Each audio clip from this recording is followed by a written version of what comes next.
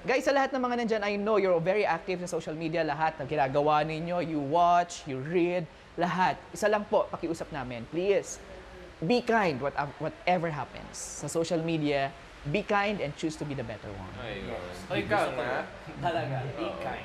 kindness is contagious. Yeah. Ay! Diba? Maraming salamat. Na-picture.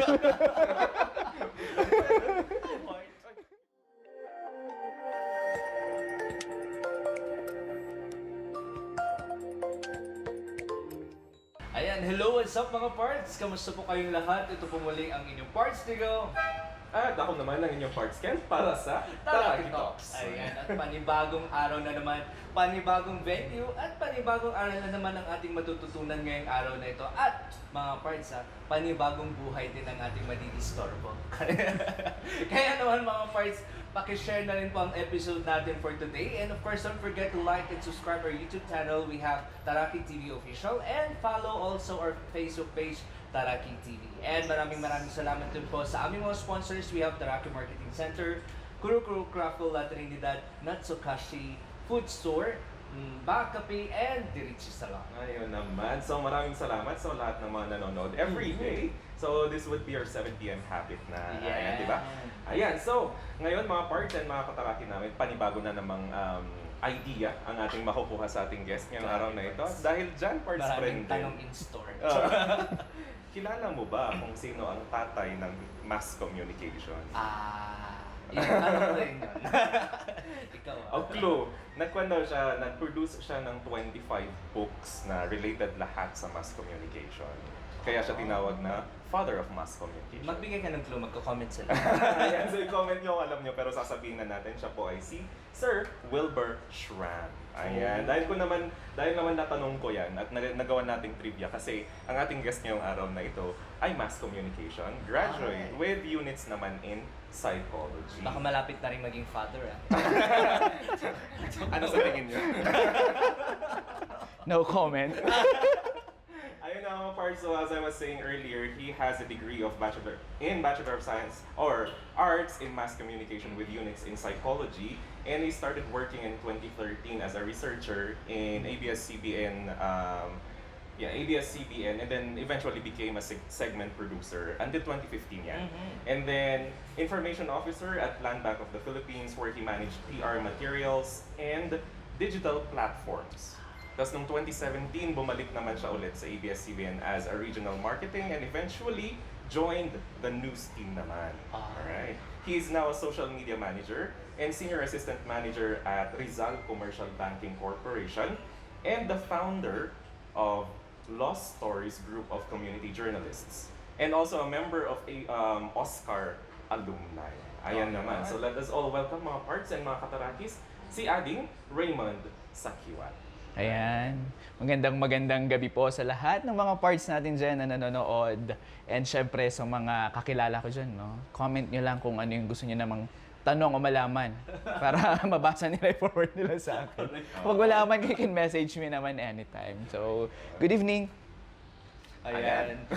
Maraming salamat po ulit, Sir Raymond. Talagang kinagagalak po namin kayo makita talaga, makadaupang palad ngayong araw na to. Okay. Ako na yung umagaw sa inyo. Pero anyways, mapunta tayo dun sa Masscom. So, after graduating po ba ng Masscom, diretso na kayo nag-work as a researcher ng ABS-CBN? Yeah, so after graduation dito sa University of Baguio, I went to Manila kasi parang ako... So Manila na? Yeah, Manila ako. Parang ako kasi that time, tinatak ko na sa bato eh. Pag tinatanong ako, saan ka mag-work? Hindi pa man ako nag-a-apply. Sabi ko, sa ABS-CBN. Ay, wow! Pero lumulunok na ako noon. Sabi ko, hindi ako makuha. But eventually, after graduation, I was hired as a researcher sa news department. I handled the program Butian ng Masa by Doris Bigornia. Oh! Yeah, so, Hello, Ma'am Doris. yun. The episode 1 of Doris, I was there. It was my first day. Alright. So, kababalik niya that time.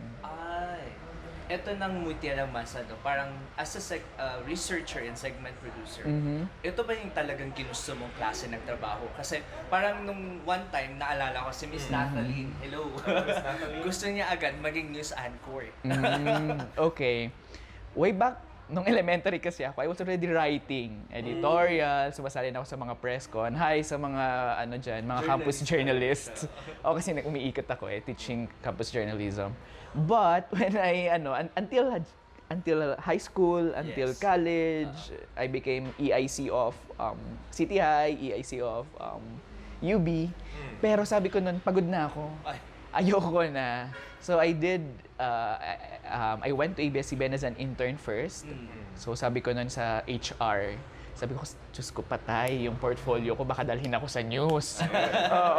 So interview pa lang, naka-all set na ako, prepared na ako na i-lean towards events or marketing yung usapan. Yes.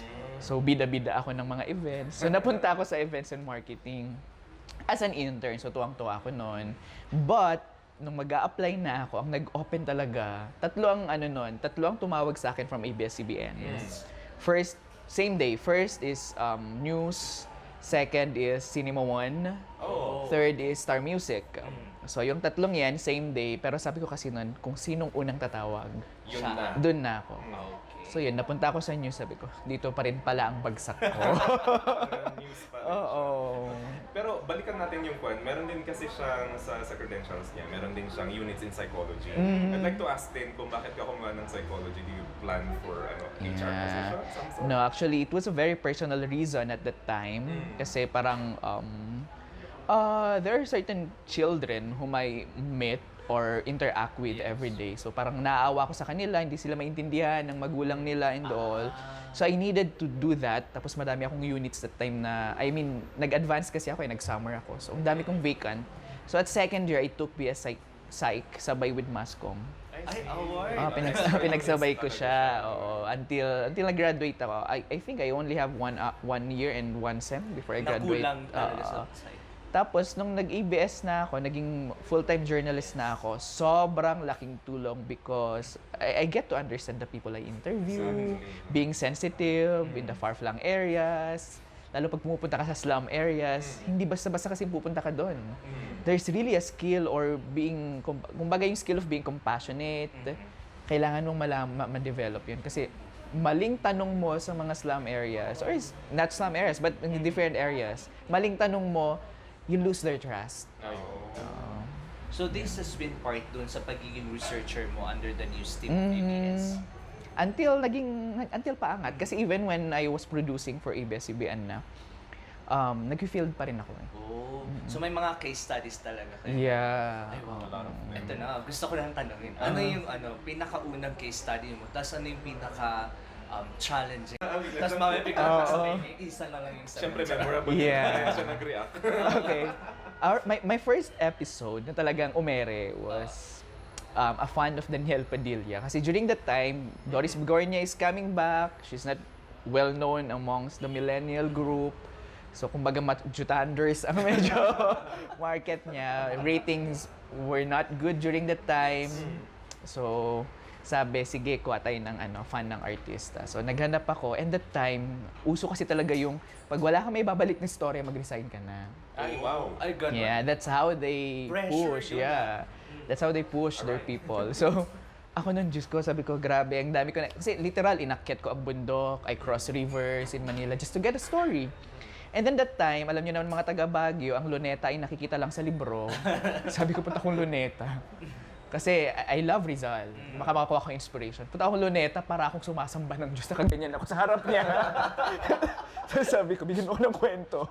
Tapos umulan. And then there's a group of ang dramatic entrance. There's a group of children there. I mean, students, young people, playing around. Tapos may nag-iisang matanda doon na nakaupo. So sabi ko, ang weird naman nito. Ano to, nanay? And then I get to meet them. Tapos sabi, mga SK, and then, ayun, yung nagbabantay sa kanila yung nandun. And very funny. She looks like a little bit of Ai de las Alas in terms of shape ng face. Comedian din siya. So, sobra siyang nakakatawa na tipong hinahalikan niya yung TV pag nakikita niya si Daniel Padilla. Ay, award! So fun talaga. Oo, and may mga anak siya. Nauuna pa siya sa mga anak niya. Oo, and then, it's a public service program, so that would be the take-off. Then eventually, we will help her. So apart from, ito pa ang hirap kasi kailangan kong kunin si Daniel. Siyempre, nakakuha ko ng fan niya. Paano kay Papa Meet? Oh, Diba? Yun yung challenge mo ng time. Yeah, Sa so- Malang DF. No, libre to kasi within public service Okay. Yun yung di alam ng mga tao. Yung mga yan is libreng binibigay ng mga artista because it's public service. But the problem during that time is kasagsagan ng Got to Believe. Ang hirap ng sked. Okay. So, Yun hindi yung show niya. ako nire-replyan ng handler, hindi ako nire-reply ng manager, ng program, tapos puro next. Kailangan ko nang mag-shoot. So, pag di mo nakuha di ako nakakuha ng storya, resign ako. Yes. This time naman, pag di ko nakuha si Daniel Padilla, resign ako. Ganun talaga yung output. Dalawang design yun Sabi ko sa isip ko, hindi pwede to. Alam nyo naman, mga torogi, di ba? Hindi papahuli. Naman. Kabog. Pumunta ako ng office nila, wala, sabi. Kunin ko raw yung kasi hindi ko lang saan yung location pupuntahan ko, sabi ko. Ng shooting. Yan ang shooting, pupunta ako dyan kahit saan. Tapos sabi, dun sir, sa baba, dun sa may area kasi dun na nandun ang mga mapa that time. Hindi pa uso ang Google Maps, dinodrawing pa lang ang mga mapa. Pagpunta ko doon, tinitingnan ko yung mga mapa. Hindi ako pwedeng makakuha ng map kasi hindi ako part ng program. Hindi ako part ng Got to Believe. Ginaganyan ko talaga siya. Sabi ko, tapos yung phone ko pa that time, kahit picturean ko yun, pag zoom in ko blur. Ginaganon ko talaga. Tapos kung ano-anong reason out ko sa guard, wala talaga. Sabi ko, ay, nung pumasok yung guard, hinila ko yung mga mapa. Kasi may mga copies yun. Ibibigay nila yun. So, sorry po, ABS. Charot. Pinaghihila ko yung mga mapa, tapos tumakbo ako. So may 3 akong mapa ng Got to Believe. Sabi ko, mini, mini, munasan ka, Daniel. Oo. So binantahan ko ang Antipolo. Then there, pagbaba ko ng bahay, sabi ko, ang daming tao. Tapos napunta pa ako sa area ng mga fans na tumitili, basta may dumadaan sa bintana. Sabi ko, sino yun? Siksikan talaga. Oh, then I made my way just to get inside.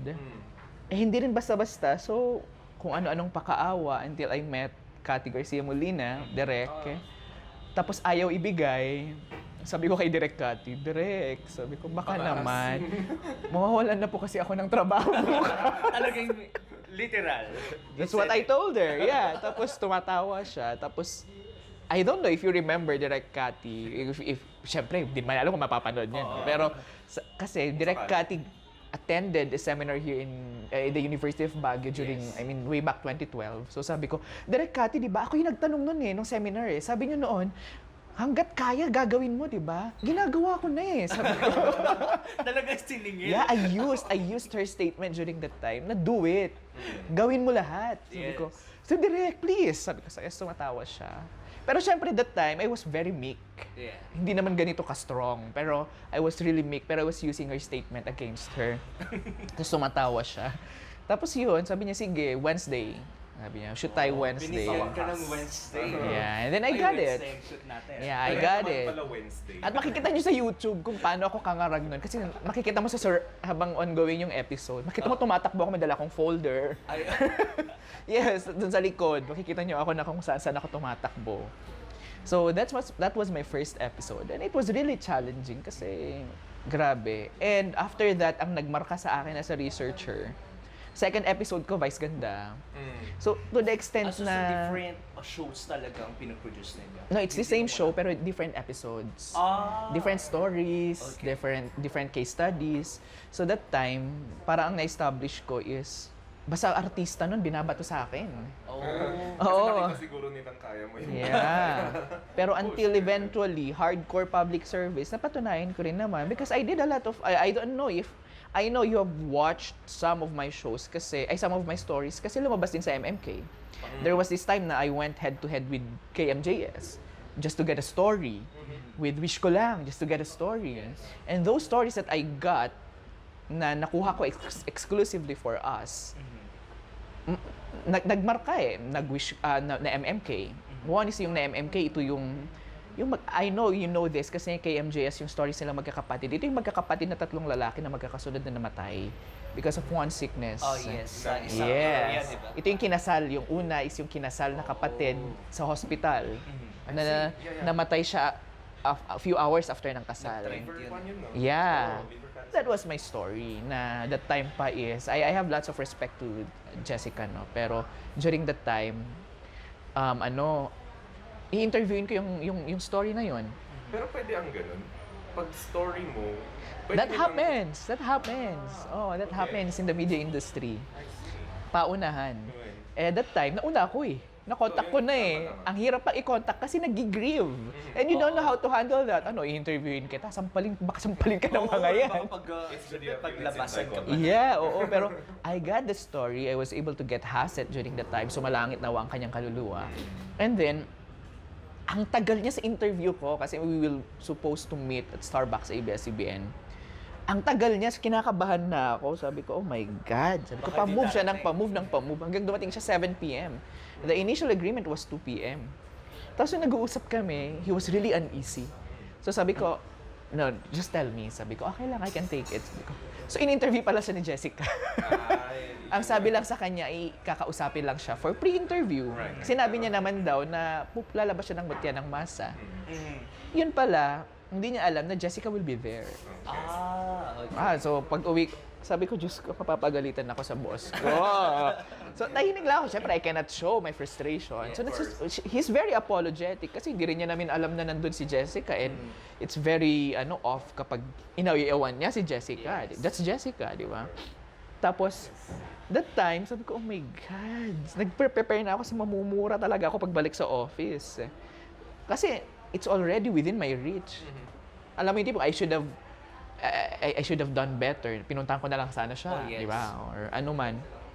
So sabi ko, hindi pwede. Babalik ako ng office with a solution. So, tinanong ko siya, what was the angle of the interview? Leaning towards what? Anong pinag-usapan ninyo? So, more of the love story. Love story talaga, nung kuya niya. Sabi ko, hindi pwedeng love story lang to eh. This is beyond the love story of the two. It's about family. It's about a brother giving the wishes of his older brother. And there is a mother na factor in na sobrang iyak ng iyak dahil mamamatay ang anak. Tapos ipapakasal pa. And then a wife. So sabi ko, pagbalik ko ng office, sinabi ko na, I broke the news. Sabi, you know the word. So sabi ko, sir, what if we still push through with the interview, then supported by my producer that time, Makoy, is a very good producer, na mag-focus kami sa family. Yes. And we did. Ang nangyari, nagalit yung family. At some point, disappointed sila kasi pangit yung pagkakagawa ng kabila because they did some reenactments. What we did was to actually preserve all the memories through photos. Yun yung mga ginamit naming inserts na naka-layout somewhere sa isang area. So yun, and they were very happy because we preserved that certain memory and we were able to inspire the people because of the values that they have as a family. Well, nakuha ni Jessica, inere namin, nauna siyang umere, Tuesday kami, Sunday siya, but we got the story intact. We presented it intact.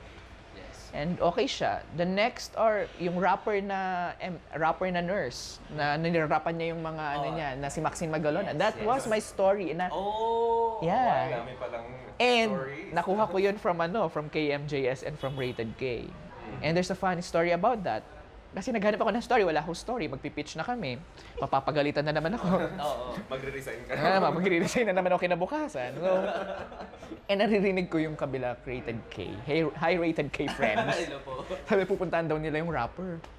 Sabi, sinong rapper? Tapos check ako sa net. Tapos yung nurse. Sabi ko, papunta kayo sa hospital. Tinawag ko yung hospital. Sabi nila, wala po. Natapilok. Sabi nila, naka-leave. Tapos, papunta dyan yung Rated K. Sabi ko, ay, opo, pati po kay MJS. Okay, sabi natapilok, ha? So, matawa lang sila. I mean, they're actually laughing. Pero ako nun, binombard ko hinanap ko yung Facebook niya. Hinanap ko yung mga Facebook friends na nagko-comment na nakikita kong nakikipagbardagulan sa kanya. Okay. So, minessage ko lahat. Sakiwat from ABS-CBN, Mutya ng Masa, ganito, ganyan. 12 midnight, nakaganon na ako. Tapos, bigla siyang nag-call. Sabi niya, hi Mon, this is Fatima. Ganito, ganyan. Grabe ka, sabi niya. My friends message me, even my boyfriend. Sabi niya, ang dami nila and they're looking for me, sabi niya. Tapos di sinabi ko and then I broke the information na baka pwedeng sa amin ka lang. Actually, Mon, yes, sabi niya. Kasi Rated K and KMJS are also reaching out. Pero ikaw, grabe yung effort mo. And that's verbatim. You can actually ask Fatima. So nakuha ko siya. Tapos natuto ako noon. Kasi baka kunin ulit sa kabila. Nung one time, sabi niya kasi, nakuha siya rin Susan Enriquez for a radio show. On na raw kasi hindi naman daw TV. Sabi ko, naku, baka harangan ka sa labas ng radio station nila. Sabi ko, sumama ako sa GMA. Sigurista.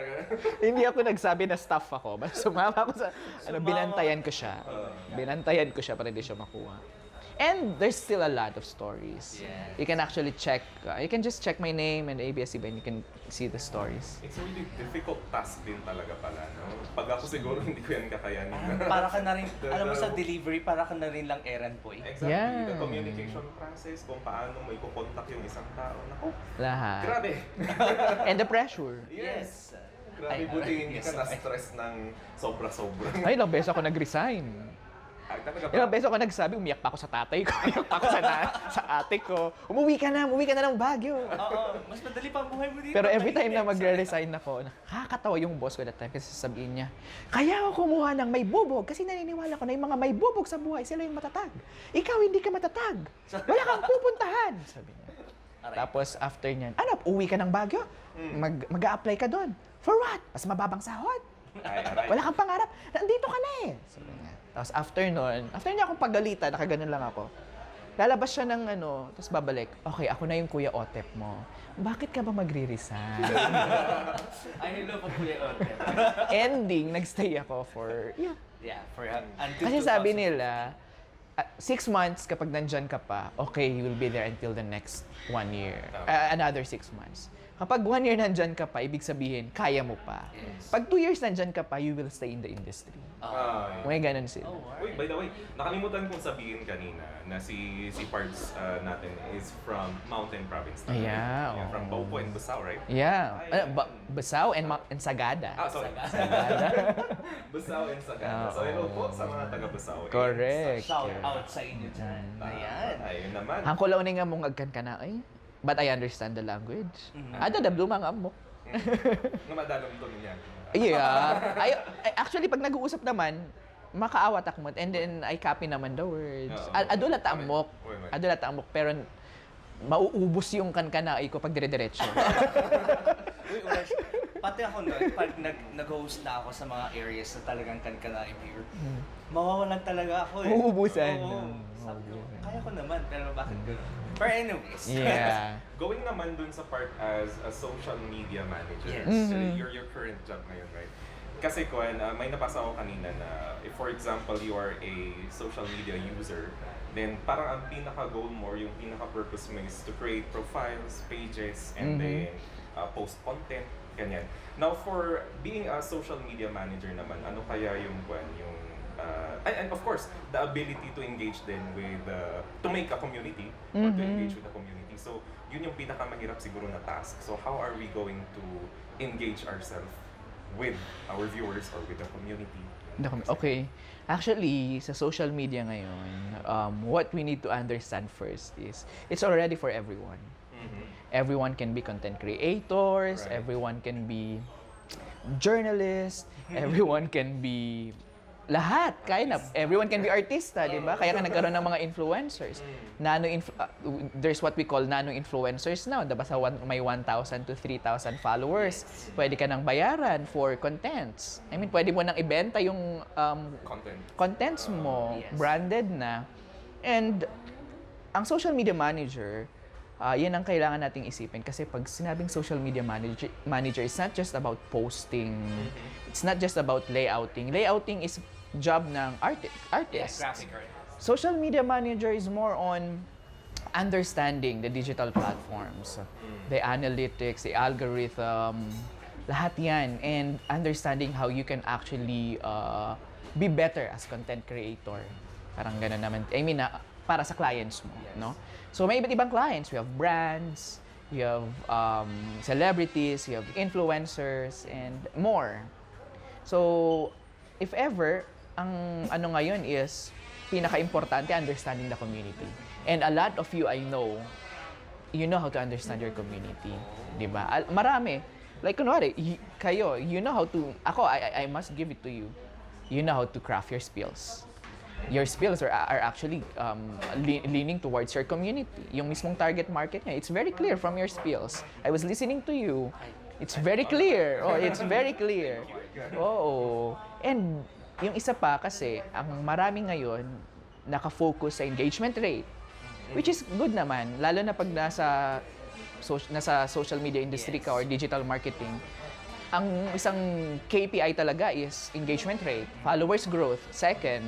Pero ang nakakalimutan ng mga tao, because lahat na lang nakatingin sa ER and sa followers growth, Yes. they forget to have fun. We do contents because we want to make fun as well, to have fun as well. So kaya natuwa ako kanina when you said na ginagawa nyo pampalipas oras para mag-fun.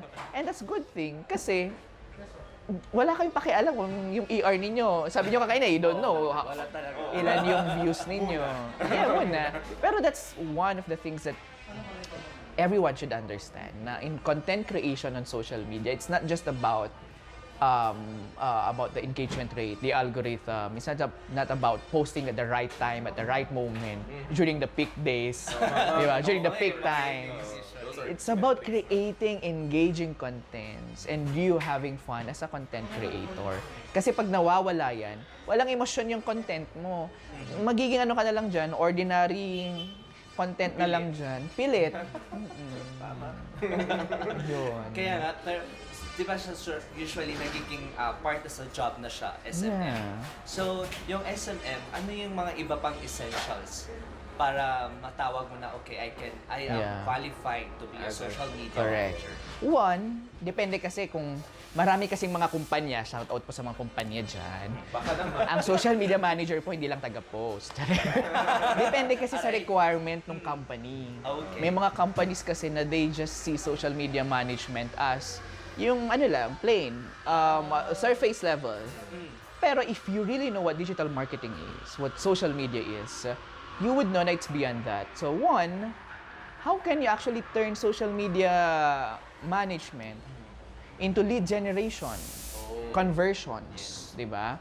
How can you utilize one, organic strategies, the paid, di ba? How can you make sure that you also utilize a different features of Meta or Facebook, as you all know. Naging meta Yeah. na mas mahirap na. So, ngayon, you can actually earn live during live shows na dati hindi. Yes. Di ba? Next is, dati 3-minute mark before you earn from ads. Right? Mo lang malaman ano, how you can actually use social media to lead generation, next conversion campaigns, and then how you make use of social media and attaining the KPIs of the company. Kasi there's a KPI of social media and there's a KPI of the company. So like for example, for like banks, kunwari, they want installs. Kunyari, mga apps, games, Yes. mga applications, they want installs. Lalo pag bumababa sila sa ranking. And for them to actually get or drive installs to their applications, they need to do some ads. They need to do some social media activations. And you as a social media manager should know how to drive good installs at a very low CPI or cost per installs kung tawagin. Madami. And you will be good social media manager if you understand the back end of Facebook, Instagram, LinkedIn, TikTok, YouTube, Twitter, and you know the differences of those 6, and you know how you understand the different tools and plugins and third-party integrations to those to activate and to further amplify. Madami. Kaya Sobrang parang iniisip ko tuloy, do I have to be an IT graduate? No. Basic. Hindi naman. Hindi naman. You just need to have a very wide understanding and specific understanding. Basic din muna. Basic lang muna. Pero go beyond. Hindi pwedeng post ka lang tapos tinitingnan mo lang rich. Tama. Tapos tuwang-tuwa ka na kapag naka 1 million rich ka. Pero titignan mo yung reactions, wala. Wala. Or shares, wala. Yeah, wala. Pero kung ba, for example, I posted a video sa akin and then kung minsan hinahayaan ko siya, sige, tell ka muna ganun. Pero sometimes I tag people. Yeah. Is that okay kaya? Di- That's in the Facebook platform. One, two facets. One, okay lang siya kasi at least tinatag mo sila, it will get more views, di ba? It will get more tractions. Pero next is, baka i-block ka na ng mga tinatag mo lagi. Lalo na papalagihan na. Oo, maapekto naman yung algorithm mo. I see. So that's the disadvantage of it. When you actually post, you need to utilize all the other features of the social media platforms, such as one, tagging. You should know the difference of tags versus hashtags. Diba? So may What's the talaga, difference, sir? yeah, Oo. Tags is more on you're tagging your content into different content buckets or content pillars. Hashtags is more on riding to to actually include you into the search engines and into the algorithm of those hashtags. Yes. So once they click the hashtag, andun ka na rin. Pwede, pero depende kung gaano kakalakas. Oo, kung gaano Nasa baba ka. Mas kunwari, hashtag flower, lahat yung Kaya pag-search natin. dapat you always have to have these specific tags and hashtags para nabibuild yung momentum mo. So, for example, ang hashtag, like for example in TikTok, meron yung very sikat na hashtag which is FYP.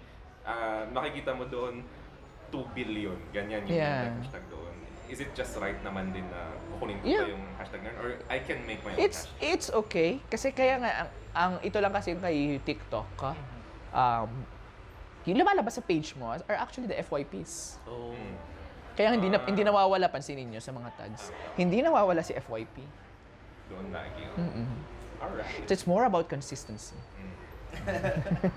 Ano yung mga naging ano din natin? Siyempre sa social media marketing din. Ano yung pinaka dapat na tutukan din natin as a social media marketer? Content. Content. It's always the content. How engaging your content is, how informative your content is.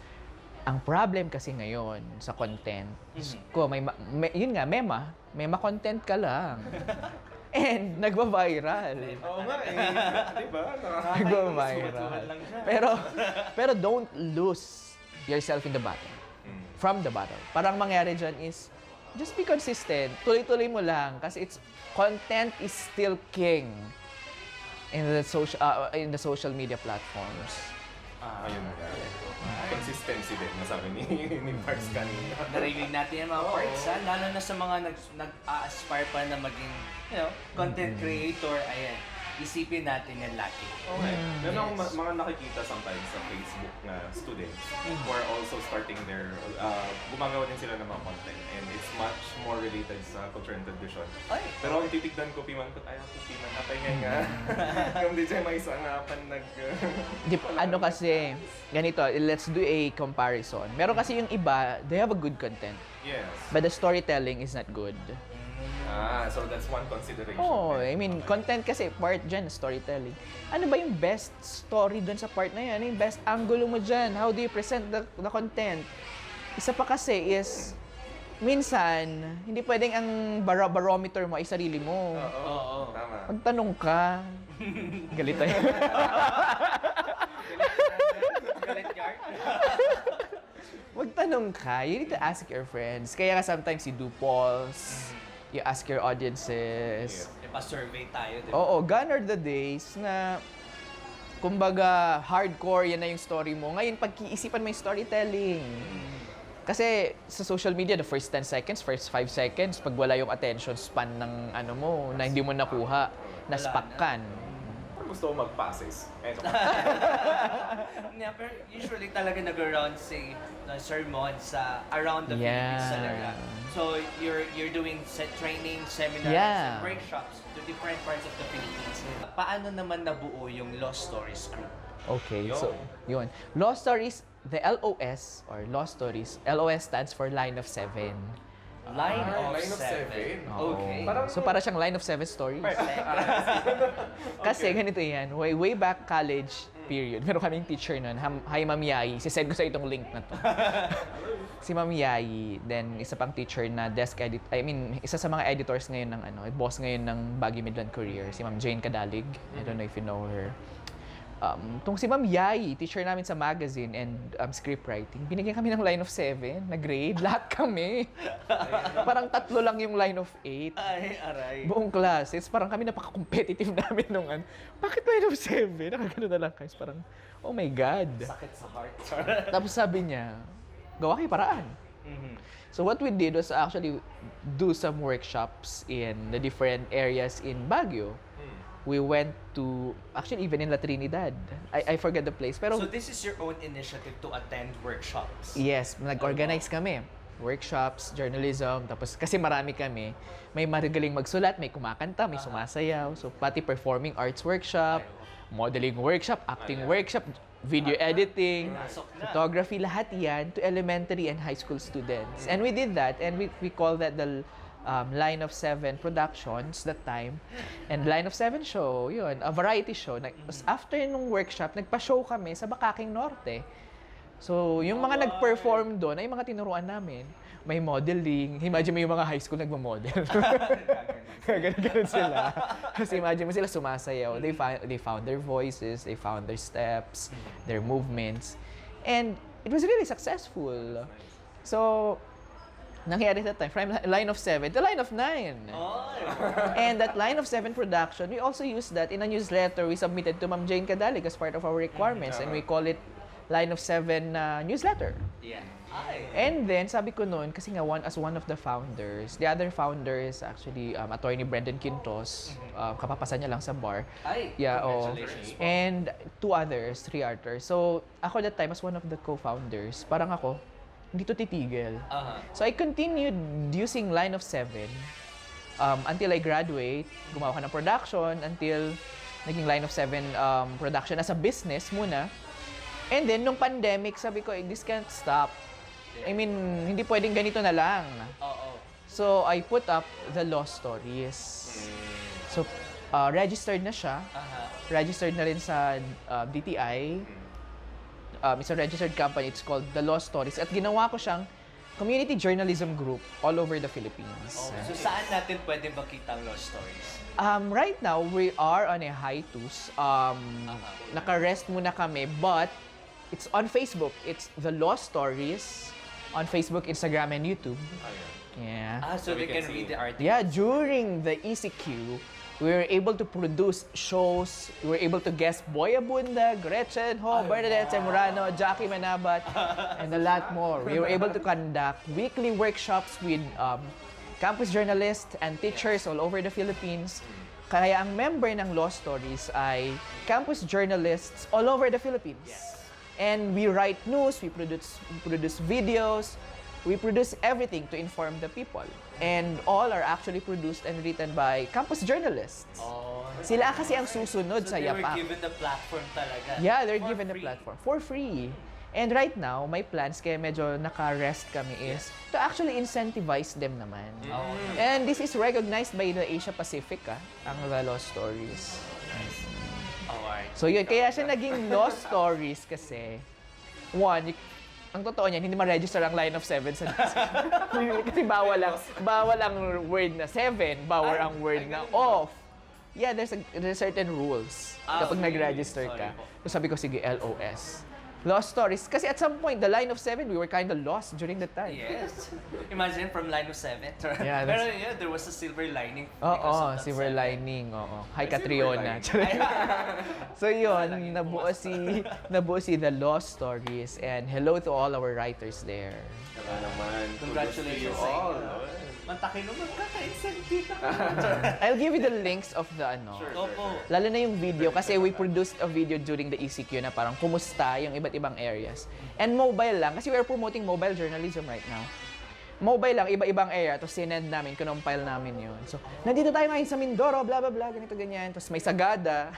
Biglang. Yeah, may Manila. Talagay na produce mga Yeah, videos. may Itogon. Award. Yeah, may Mindoro. Wow. So, High thank five you sa very inyo. much naman, sir, Yeah. for all the insights that you have given us today. Now, before we proceed naman sa next part natin. Kulang talaga eh. Oo, may tatanong pa akong isa. Ano Itong yun? balay naman. Ayan. Sole ownership, sir. It's a, partnership. Partnership. Ano tawag doon? Oo, basta tatlo kami. Basta tatlo, sir. Di ba? Marami rin kabubuhan ng bawat tao. Catchy siya naman din. Pero yun nga, very catchy kasi siya. Balay ko na. Yeah. So, Can they see the logo? Kita ba? Yes. Sige, you can get videos naman later.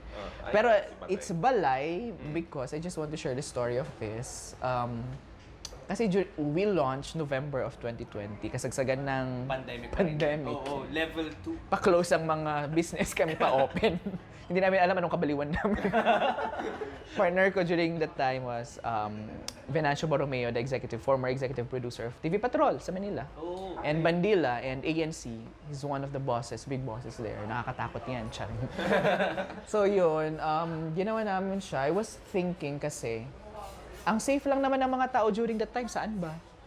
Cafe. No. Saan safe ang mga tao? Ay, Diba? sa bahay. Bahay, di ba? Kasi nga stay at home. Ayan.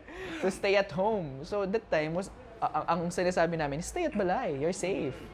Tapos, kaya siya naging studio cafe because we want, sooner or later, if this will be over and we'll be going back to normal after the elections probably, studio kasi talaga siya. There's a part of this will be studio that will house content creators like you. Oh. Local content creators. Are they the ones kanina din? They are our interns. So we will open this, kaya may green screen. Yan. So, itong area na to where we are right now, this will be a studio for everyone. So, kaya siya balay. And then you will see the logo. This was created by my former student sa ABS-CBN. The first symbol is, of course, the bahay, which we are safe. The bahay, the typical bahay of a Filipino. The second is the Ifugao bamboo shingles, the roof, Okay. which talk us about culture. We will add that one later. Yeah. Next is the sun, hope amidst pandemic. The play button for studio, and the cafe. That completes the Balay Studio Cafe. While doing your work, ayan, kape tayo. ganyan. Kaya marami kami during the ECQ talaga, kasagsagan ng pandemic. Dito sila nag-aaral. Nakapila sila dyan sa ano. Kasi punong-puno kami ng saksakan. Ay, oo. Oo nga eh. Oo. Why? Free kami ng wifi. And your place Tapos is really mura nice. lang naman, and then it's very homey. We don't want it to parang feel na high-end or what. Homey lang. So, ganun siya. Very relaxed siya talaga na if you come here. Yeah. It's a very nice And mura lang yung kape. Talaga ba, sir? Hindi, promise. Mura lang yung kape, imagine at magkano na yung kape? 69? I think 68. The 68 pesos na Oo nga. or ang laki ng mug, talagang kape. Hindi lang kape. Lalo na talaga dito. At ang refillable nun is 75. Malaki naman talaga. Oo. Hindi, alam ko. Processing. Naka-align ba yan sa Yeah, malaki naman talaga pag Oh, dito talaga. malalaki ang mga utak talaga ng Oo, no. taga rito. Oo. Ayan, so ang ganda pala ng concept ng Balay Studio Yeah. Cafe. And it's nice din na nalaman natin kung paano siya nag-start din. Yeah, Yes. and Boy Abunda was here Oh. 3 weeks ago. Wow. And then nag-show na rin dito si Bernadette Zambrano. Bernadette Zambrano is from Baguio. Yeah, she's from Baguio. And nakapag-show na siya dito. Madami na. Gretchen Ho was here as well. Madami. Kahit naman papaano, kahit ganito yung shop. Hindi maganda na. Actually, it's Huwag nice. kang... Diba? Ay, grabe kaya nung... Come here and visit you. Yeah. Yes. O, di ba mga parts? Alam nyo, ang dami pa naming tanong talaga na naka-reserve. Pero, well, Yeah. kailangan natin magtapos. Pero mga parts, kung marami pa kayong tanong na itatanong dyan, type it in the comment section or pakisend na rin po ninyo, DM na lang po ninyo. Or you can also send a direct message to Sir Raymond kapag dyan sa kanyang social media account. Yeah. Ilalagay po namin dyan or dyan sa description. Pero mga parts and mga kataragis natin, hindi pa tayo nagtatapos. Ay, Kasi may talaga? pa-initiation pa tayo. Kung gusto mo lang i-check naman din. Meron pala. Kung gusto mo lang. May pa-initiation tayo kay Sir Raymond. Tingnan natin. Kakayanin mo to. Game! Game! We call this one as... hello po kay Sir Boy Abunda. Opo. Copycat. Hi, Kuya Boy. Well, pa-fast talk daw. ganun. Yeah. Nag-message kasi siya. Anyway, go ahead. Okay, ito na tayo. Unang tanong, coffee or tea? Coffee. Ayan. So ito naman, yung kanina, long or short? Long. Okay? Okay. Running or walking? Walking. siguro meron din to, mga bagay na kinaiinggitan mo sa ibang tao. Height? Isa, Long, di ba? So, height. Ito naman, pinaka-bucket list mo na gusto mong gawin ngayong taon. Huh? Fast talk, di ba? 5. Oh my God! Travel international. Oh, International. Saan? Ang dami kasi. Pero I plan to go to Korea. Sana mag-open na. Yes. Sana mag-open na. Visa ang Korean. Pero I think they're not yet accepting They're not tourists. yet. Yeah. Yung mga residents lang. Yung mga gusto kong puntahan, ka-close pa eh. Kaya mapupuntahan mo din. Sana. Alright, eto naman, since nga nandyan sa producing, ano naman ang favorite local film mo? Produced in Baguio? Or in Sa Philippines? Yeah. Oh. Saglit. 5, 4. I would say medyo marami naman. Pero siguro, one, at my age, siguro yung anak, that's one. Kasi very personal sa akin yon. Number two, Tanging Yaman. And then yung mga recent, alam mo, at maganda yung Four Sisters in a Wedding for some reason, ha? Yes. Maganda talaga siya. Alam mo, Naiyak hindi talaga mo, ako dun. fun pero, there's something eh. There's Ramdam mo, values. diba? And then next is, yung kay Angel Locsin, Vilma, and Sian Lim. Everything About her. And I watched that with my mom who just arrived for good from Hong Kong. So parang ako, sabi ko nun, iyak siya ng iyak. Sabi ko, parang dito yung perfect time pala. Parang mali. Parang mali. Oh, Ayun na. siguro feel niya nun. Pero ang ganda rin nun. Everything about it. Napanood ko talaga yan. Mm. Next. Okay, sorry. Okay, next. Nasubukan mo na bang mahuli ng pulis o ng kahit sinong government official dahil sa paglabag sa kahit anong batas? No. Uh, Nahuli? Bawal lumabas. Sabi ni Kim Chu. Charing. No. Alright, next naman. Kung gumraduate ka ng college, relevant ba ang trabaho mo ngayon sa tinapos mo? Yeah. Yes, so- Very, very. Alright? Bagay na meron sa loob ng bag mo na sa tingin mo wala sa bag ng ibang tao. Voucher ng facial. Award! Sana all! Na binigay nung December. Hanggang ngayon hindi ko pa nagagamit. Sana all. Ayan. Gusto rin namin magkaroon ng Alright, eto naman na. Memorize mo ba ang multiplication table? I think. 9 times 9. 81. Alright, next. Ito nga. Ay, Dapat pala tinatapon Ito din. talaga to. Tatanungin ko ba talaga to? Ito na. Nakapasok ka na ba sa Sogo? Oo. Okay pa naman. Ayan. Kasi sabi nga ng Sogo, pwede ka mag-study doon. Naman. Hindi ko alam paano ka mag-study na punong-puno ng salamin. Talagang Anyway, eto naman, siguro it's more of, sige, ano na lang muna ang motto mo sa buhay? Aha. Ano ba? Actually, lagi itong sinasabi since simula ako mag-work, all is well. I got it from the movie ng Three Idiots. Oo, kasi ilang beses na akong nahirapan talaga sa work. Yung pinagbuhat ako from Divisoria. Basta lahat, ang dami. Kasi may mga times na tipong kailangan ko mauna sa location, mauuna dapat sa host. Walang binigay na sasakyan. So paano? Traffic. So imagine from Divisoria, kailangan kong pumunta ng Pasig at dala-dala ko ang isang, anong tawag doon? Anong tawag sa restaurant showcase, parang ganun. Turo-turo showcase, parang ganun. So imagine mo ilang boxes at walang taxi sa Divisoria. Imagine mo yung tinali ko, tapos ginanyan ko. Baka akong kargaro, tumatakbo, tapos sabi ko sa sarili ko, all is well, all is well, all is well. Tayo tamang tikin na Taraki naman. Buhat-buhat ko yan. Tumatakbo ako, parang akong kargador doon na. Pero yon, for all those moments, there's still a lot of moments na sobrang historical. I always say, minsan pa nga, tinatak mo na lang yung sarili mo. Yeah, until now. Ito nga, maidagdag na natin bago natin tanungin yung panghuli. May dagdag lang natin, ano yung mga iba, idadagdag mo na life lessons or advices naman para sa ating mga mananood? Okay. Especially pa rin sa ating mga younger generation. Especially sa younger. Okay. Yung goal natin yan. Yeah. Actually, sa lahat ng mga addings natin dyan, no, ng mga pards, yun. I know how hard the times right now. Sobrang bigat, sobrang mahirap. And every one of us are actually dealing with that. So siguro it's more of strengthening our emotional selves, emotional quotient. Palakasin niyo yung mga sarili ninyo because wala pa yan. Nandyan pa lang kayo sa phase na younger kayo, kailangan yung lumakas emotionally and physically.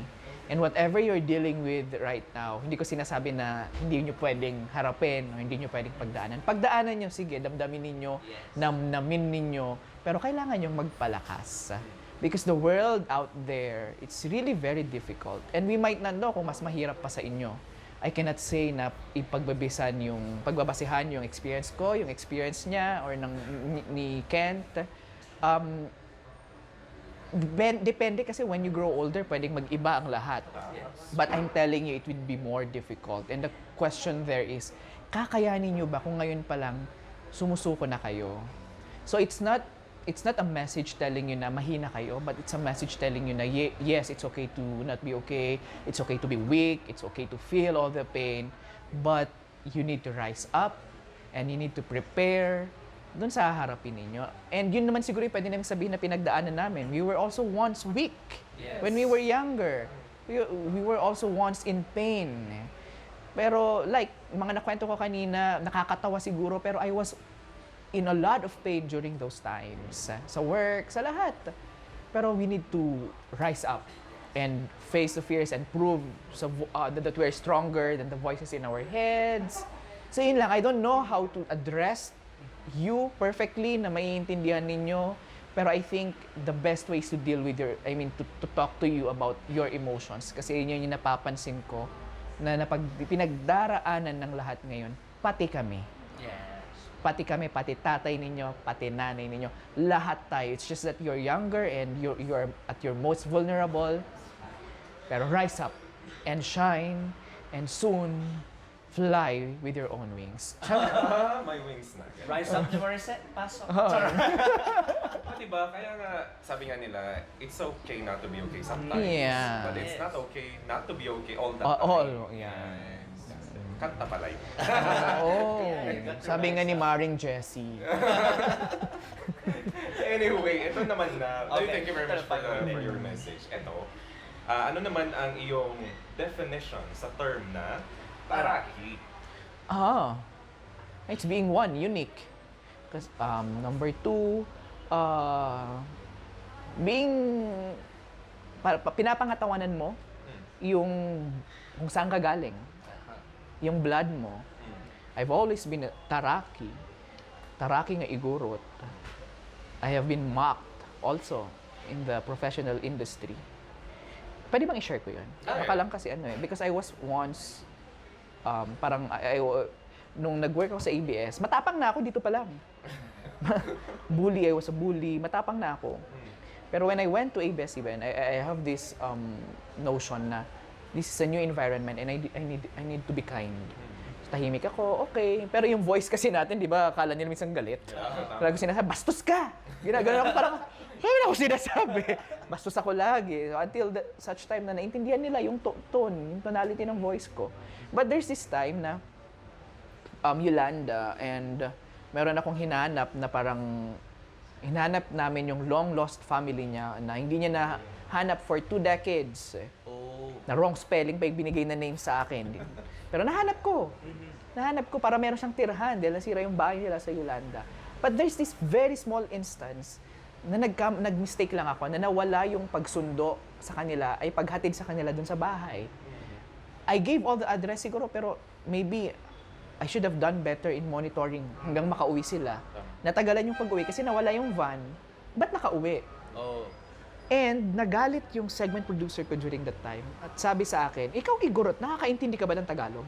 Aray naman. Ay, So sabi it was ko. because of your ethnicity. And I need to stand during that time, and I stood strong. Ay, yun yung naging Taraki talaga ako. Pagbalik ko ng office, sabi ko talaga, I can speak Ilocano. I can speak Kankanay. I can speak English, Tagalog. I have 4 languages. Sabi ko. That makes me a multilingual. Ikaw, Tagalog, English? Yun lang? Sabi ko sa kanya. And galit na galit talaga siya. Pero that time, sabi ko, I won't let anyone do the same thing again sa akin. Especially that time, I was the only Igorot sa Current Affairs Department. Yes. So yun, I started to be proud. And they know kasi yung application ako noon, I have a book, Oscar. Nakabahag ako at binigay ko yun kasi tinanong ako noon what are your achievements? Basta binigay ko yung libro ko. Oh, And then yung certificates ko, lahat. Pero yung cover photo, nakaganyan ako nakabahag. And it marked. Yes. Doon ako nakilala. At yun, yung that moment, doon ko nilabas yung kailangan ko tumayo para sa sarili ko. And kailangan ko tumayo kasi minention na yung ethnicity ko. That's right. And that's one that's one way on how you can be a Torogi. Hindi yung angst, hindi yung galit because minsan yung angst natin, it could bring us somewhere But the way you can stand for yourself as a member of an ethnicity or ethnic group, Yes. di ba? And then next is how you handle yourself. Di ba? We're Filipinos, but there are a lot of uniqueness being Igorot. And yun yung ilalabas mo yan, ipapakita mo yan, share mo yan. And I think that's one way of being Taraki as well. And at least na Unique and dignifying. Yeah. you stood your ground pala. Yeah. Parang hindi na rin nila gawin. Correct. Fun. Oo, kaysa naman nanampal ako, di ba? Ganito kasi yun. Tama na pa rin tayo. Correct. And that's what I've learned in the process. To be very civil. Ganito lang ako magsalita, pero it comes with our, lahat naman tayo, strong magsalita dito sa Baguio. Kala nila nag-aaway tayo. Hindi, lalo na talaga, no? Pero anyways, push. Ayun na. So, thank you very much, sir. Yeah, thank sa iyong you. time. Parang kinain namin ata ang 5 oras. 5 oras. Hindi, pero maraming salamat talaga sa pag-share ng insights mo. And thank you din sa ating mga parts who are watching this segment right now. Yes. Diba? Baka may ipa-plug din po kayo, sir. Okay, sige. So yun, well, thank you so much for having me. It's really a pleasure na first time ko na nasa isang local content as in here in Cordillera. And I'm very happy. Grabe din po. No? Thank you So, din po. thank you. And siguro, just follow me on my social media accounts at @mondsaki for Facebook, Instagram, and Twitter. And of course, you may also follow my YouTube vlog. That's Sakiwat. More on travel vlogs. Nakapahinga lang ako kasi hindi naman ako nakapag-travel ngayon. Pero you can see me there. And if you need some help when it regarding to writing, journalism, leadership, social media, digital marketing, you can always invite me. And siguro ang may pagmamalaki ko lang naman, hindi po ako naniningil. I always tell the people that I can give my services for free just to make sure that, sabi nga ng Diyos, ipakalat mo ang magandang salita. So hindi naman Biblia yung papakalat ko, but of course the learning and then the wisdom also that I was able to achieve the years of experience. Yes. So yun, maraming salamat. Are you always here every day? Or No, I always go to Manila, then Baguio, then Manila, then so, Traveling ka lang. tambangan natin si Tambangan niyo lang. si Parts Raymond. Yeah. Yes. Or lalo na sa mga event organizers na who would like to organize event for workshops and seminars, lalo na sa journalism, ayan, you can just contact him directly or Correct. send him a DM dyan sa mga social medias na nakalagay dyan sa baba at sa description sa taas. Yeah. Before we end pala, may sabihin lang ako. Yes. Guys, sa lahat ng mga nandyan, I know you're very active sa social media. Lahat ng ginagawa ninyo, you watch, you read, lahat. Isa lang po, pakiusap namin. Please, be kind whatever happens. Sa social media, be kind and choose to be the better one. Ayun. Yes. O ikaw nga, Talaga, be kind. kindness is contagious. Yeah. Ay! Diba? Maraming salamat. Napik na. Before tayo mag-end, we would like also to thank naman yung mga first owners lagi sa mga videos Ay natin. naman. Andyan si Miss Abigail. Hello, Miss Abigail Adamag. Andyan din si Ma'am Luz Benter na lagi andyan. Si Madam Juliet. Hello. Auntie Juliet. Wagayan, Nilba. Ay. And then we also have Ma'am Rhea again. And then Ma'am Hyra Batinay, Sir Han Bonoy. Sino pa ba ang nandyan lagi? Si Madam Apolonio. Ay. Pauwi na siya. Titikman Of yung course. pansit mo, bro. Yeah. Sila si Miss Karen, si Ma'am Karen Sebiode. Ayan. So maraming salamat. Continue watching po our Taraki Talks. And of course, do share our episode for today. Yes. And don't forget to like and subscribe also our YouTube channel, Taraki TV Official. Our Facebook page, pakifollow na rin po, Taraki TV. And maraming salamat po ulit sa aming venue for today, Balay Studio Cafe. Ayan. Visit na lang po dito sa malapit sa Prime, dito mismo sa Prime Hotel. Gamafel Building beside Prime Hotel. Ang entrance niyo po is Generica, yung drugstore. O, di ba? Nakaisa pa sila. Product placement yun. Dito lang yan sa lower session room. Yeah. And mga parts, of course, we would also like to thank our sponsors. We have Taraki Marketing Center, Kuru Croffle La Trinidad, Natsukashi Food Store, we have Bakape, and Diritsi Salon. Ay, Nice. Dami. Sana marami pa. Dadami pa yan. Ayun naman. So, mga parts namin kataragi, this has been Kent. And the parts to go for Taraki Talks. Bye! See you!